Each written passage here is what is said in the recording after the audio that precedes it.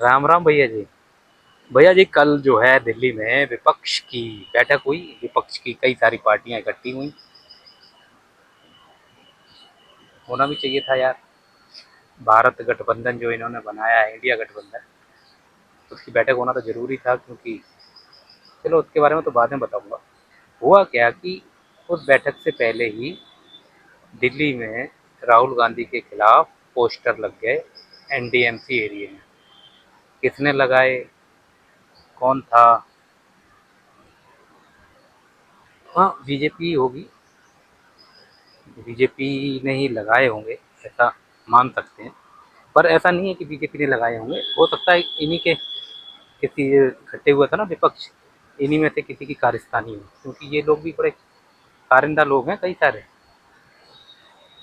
तो क्या होता है कि भाई पोस्टर लगा दिए। पोस्टरों में जो बयान लिखे हुए थे वो ये थे कि जो विपक्ष की पार्टियों ने राहुल गांधी को लेकर के जो बयान लिखे थे, विपक्ष की पार्टियों ने बीजेपी विपक्ष की पार्टियों ने राहुल गांधी को लेकर के जो बयान लिखे थे, बयान बोले थे इलेक्शन के दौरान, वही लिखे हुए थे उसके अंदर। हर राज्य में या तो कांग्रेस से इन क्षेत्रीय पार्टियों का गठबंधन होता है, गठबंधन नहीं होता है तो ये एक दूसरे के खिलाफ बयानबाजी करते हैं। यही इनकी मजबूती है या इनकी सबसे बड़ी कमजोरी है।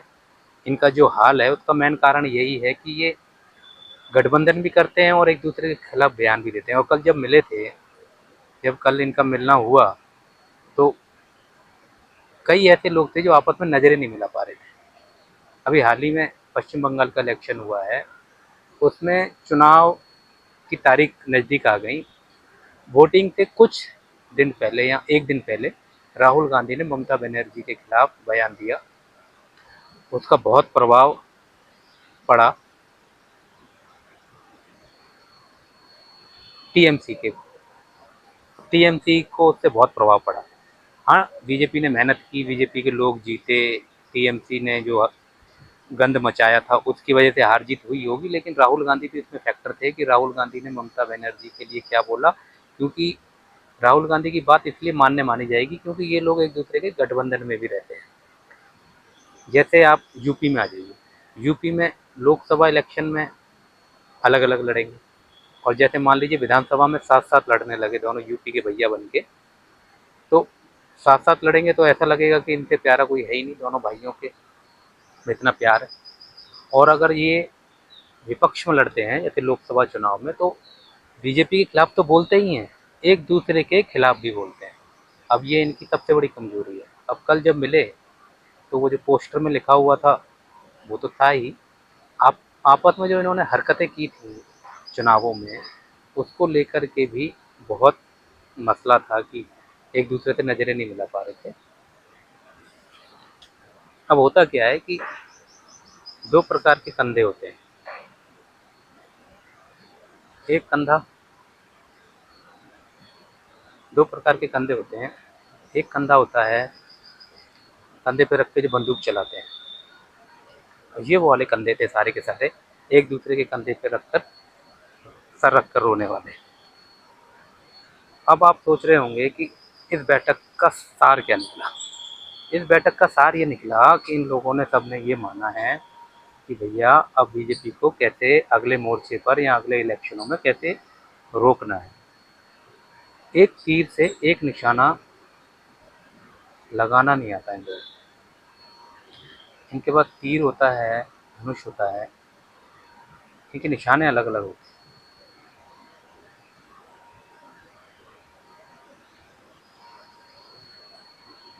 लेकिन ये साला कर क्या रहा है यहाँ पे?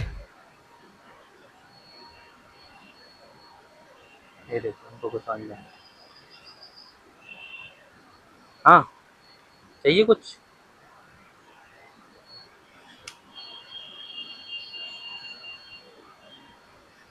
देख रहे हैं?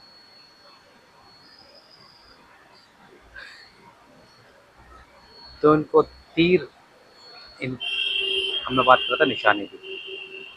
एक तीर से एक निशाना लगाने की परंपरा होती है, वो बाहुबली में होता है कि तीर तीन तीर चला दिए। एक्चुअल में एक तीर से एक निशाना होता है। इनके पास धनुष भी है, कभी कभी तीर भी होता है, पर इनके निशाना कई सारे होते हैं। ऐसा नहीं होता है कि आप कई निशानों पे अटैक नहीं कर सकते। बीजेपी को इन सबकी कमजोरियों के बारे में पता है, और ये बीजेपी के लिए तैयारियां करते हैं। कहीं ना कहीं मूवमेंट बनता है तो उसको चूक जाते हैं। जैसे अभी कॉकरोच आंदोलन का मूवमेंट बना, ऐसा लगा कि भाई आंधी आ जाएगी। कुछ इनके जो पत्रकार हैं विपक्ष वालों के, भाई उन्होंने बोला कि 6 तारीख को ऐसी आंधी आएगी और मोदी अमित शाह को भागना पड़ेगा, फलाना फलाना।